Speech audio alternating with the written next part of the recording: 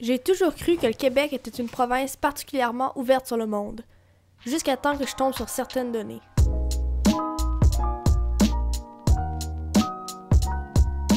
Par exemple, j'ai trouvé que 67% des Québécois estiment que les musulmans qui demandent des accommodements religieux ne veulent pas vraiment s'intégrer et considèrent aussi que la colère à leur égard est justifiée. Sinon, d'après un sondage mené par Radio-Canada, 32% des Québécois aimeraient que le gouvernement interdise l'immigration musulmane. C'est à ce moment-là, devant toutes ces statistiques, que j'ai réalisé pour la première fois l'existence de la petite bête noire. You told CNN, quote, Islam hates us. Did you mean all 1.6 billion Muslims? I mean a lot of them. I mean a lot of them. Chez eux, elle peut bien faire ce qu'elle veut, mais ici, là, on est Québécois. Mais peut-être que vous vous demandez, c'est quoi notre petite bête noire?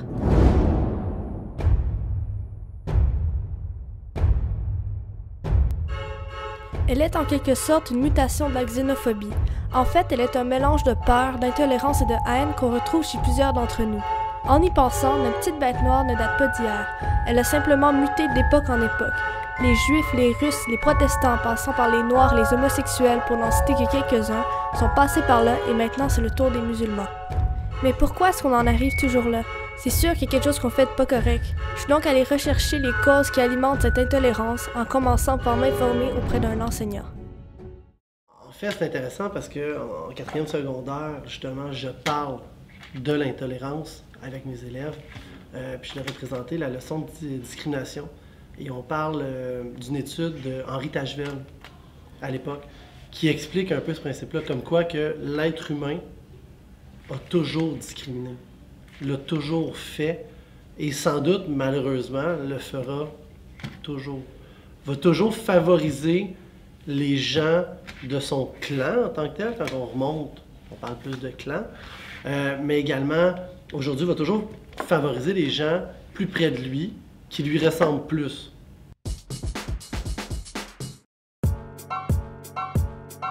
Effectivement, c'est malheureusement pour cette raison que nous avons la mauvaise habitude de classer les gens selon leurs caractéristiques et ce, inconsciemment. On appelle ça la mentalité de groupe et ça peut s'appliquer à n'importe quelle caractéristique. C'est particulièrement de quoi carbure notre petite bête noire parce qu'avec cette mentalité, on divise les gens en deux groupes. Il y a eux et nous. Il y a donc une valorisation de son propre groupe et une dénigration de l'autre, qui peut se résulter à de la crainte ou de la peur. C'est malheureux. Pourquoi est-ce qu'on le fait? Ça s'explique, comme je disais, bon, le principe du clan. On est un groupe à la base, là, à l'époque, l'être humain est un groupe qui vit ensemble et doit favoriser les siens pour s'aider à survivre, en quelque sorte. C'est comme une notion de survie qui, malheureusement, n'a pas disparu puis qu'on l'utilise plus dans la survie du tout, là. Quelqu'un qui est islamophobe ou quelqu'un qui est homophobe, c'est pas pour sa survie, là. On peut donc comprendre qu'à notre époque, ces cases ne servent plus à grand-chose de positif. Alors qu'est-ce qui nous arrête à juste les faire disparaître de notre plein gré et aller à la rencontre de l'autre pour éliminer notre petite bête noire d'un même coup?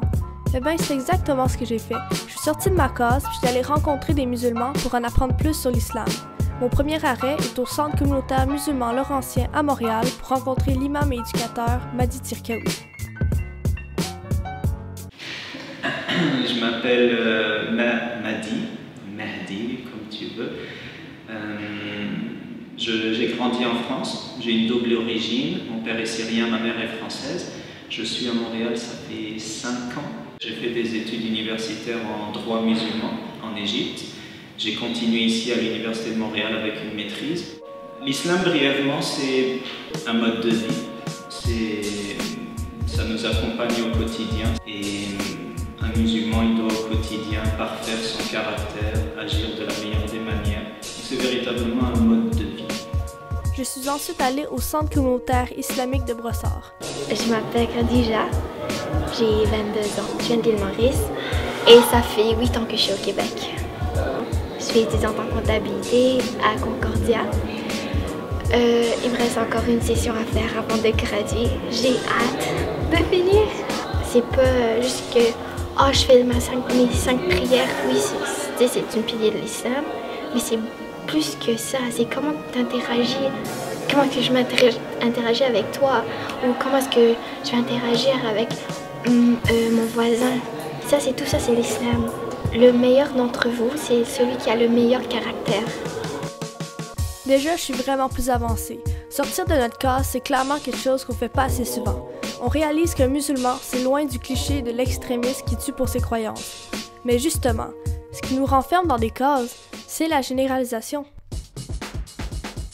Quand on dit islam, on imagine, je sais pas, une bombe qui explose ou un gars barbu qui porte un sabre sous ses habits. Voilà, c'est un matraquage médiatique qui fait que certaines personnes qui n'ont pas d'autre accès que la télé ou les médias se construisent des idées fausses.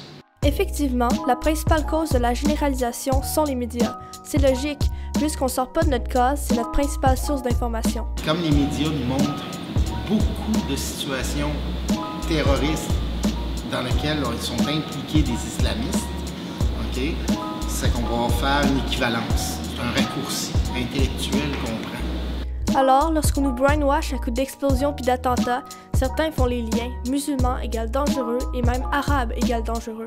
L'islam n'a absolument rien à voir avec ISIS. Quand on parle de terroristes, tout le monde s'attend à ce qu'on parle de musulmans automatiquement, et vice-versa. Quand il y a un attentat terroriste, on s'attend tous à ce que ce soit un musulman. Ça fait penser, c'est un peu le même principe à une certaine époque. Quand il y avait des attaques, ou quand il y avait des vols, tout de suite on disait que c'est un individu, et malheureusement le terme race n'existe pas, là, mais malheureusement on l'utilise toujours, un individu de race noire, un individu de couleur noire. C'est comme si les Noirs étaient toujours plus méchants que les autres. Puis c'est le même principe présentement, juste qu'on est rendu avec l'islam. Dès qu'il y a un attentat terroriste, oui, on s'attend à ce que ce soit des musulmans. Mais seulement 0,02% des musulmans sont soupçonnés d'être des terroristes. Donc c'est une minorité et j'ose même faire un pléonasme, c'est une très petite, infime minorité. Mais si on se fie seulement aux médias, on pourrait facilement croire qu'il s'agit de la majorité. Les médias sont là pour nous informer, oui, mais ils ont aussi à lutter les uns contre les autres en ce qui concerne les codes d'écoute. Donc ils vont s'en aller vers des images fortes, des dossiers forts. Ils relatent une information, oui, mais des fois, j'ai l'impression qu'on s'acharne un peu. Je pense que la culture, c'est quelque chose qui tu peux pas le perdre. Je pense que la culture, c'est quelque chose qui s'évolue. La peur de perdre notre culture au profit d'une autre alimente grandement la petite bête noire de plusieurs Québécois. Mais la communauté musulmane, c'est pas 25, pas 10, pas 5, mais 3% de la population canadienne. Et de toute façon, la majorité des immigrants, musulmans ou non, veulent s'intégrer. Les musulmans que je connais ici se sentent pleinement québécois, fiers de l'être. Ils parlent français, ils ne parlent pas tellement arabe. J'ai essayé de faire de mon mieux pour contribuer à la société, pour participer dans des événements communautaires. Exemple, à la mosquée, on avait organisé un collecte de sang avec Emma Québec. Pour moi, participer, c'est une façon de donner à la société. Alors, au lieu de voir la diversité religieuse ou ethnique comme un problème, pourquoi pas s'en servir pour grandir ensemble en tant que société? La peur par rapport à perdre notre culture, perdre notre valeur, ça vient aussi un petit peu avec l'ignorance. Tu connais pas l'autre. Le fait de ne pas connaître, ça met directement une barrière entre toi puis la personne avec une culture différente.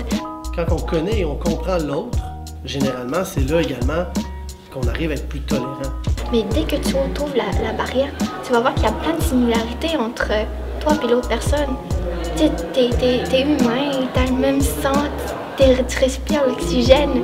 Il y a beaucoup de gens présentement qui ne connaissent même pas l'islam. Ils sont islamophobes, ils n'aiment pas les musulmans, ils parlent toujours des maudits arabes, mais pourtant ils ne connaissent pas la religion, puis ils ne savent pas ce qu'il y en est, puis pourquoi ils pratiquent, puis qu'est-ce qu'ils prêchent, qu'est-ce qu'ils pratiquent. Il y a des trésors qu'on a mutuellement à se partager. Je pense que c'est ce travail d'humilité auprès de chacun qui va faire en sorte qu'on accepte que l'autre a plein de choses à nous apporter et on peut se rendre service mutuellement. Ça commence ici, je crois.